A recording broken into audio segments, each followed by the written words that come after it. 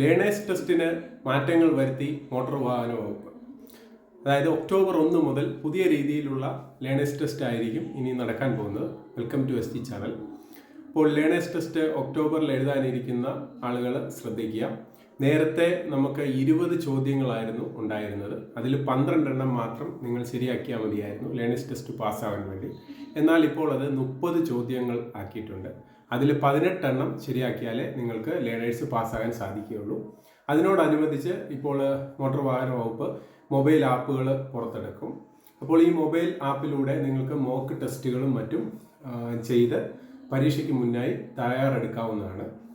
October 1 മുതൽ ഉള്ള ഉദ്യോഗാർത്ഥികൾ ഈ രീതിയിലായിരിക്കും ഇനിയും നമ്മുടെ ലേണേഴ്സ് ടെസ്റ്റിനെ അഭിമുഖീകരിക്കേണ്ടത്. അപ്പോൾ ഈ വിലപ്പെട്ട വിവരം നിങ്ങൾ എല്ലാവരിലും ഒന്ന് ഷെയർ ചെയ്യുക. അതുപോലെ തന്നെ ഈ വീഡിയോ ഇഷ്ടമായിട്ടുണ്ടെങ്കിൽ തീർച്ചയായിട്ടും ഒന്ന് ലൈക്ക് ചെയ്യുക, ഷെയർ ചെയ്യുക, കമൻറ്റ് ചെയ്യുക. ഹൃദയപൂർവ്വം നിങ്ങളുടെ സ്വന്തം ST channel. Bye bye and take care.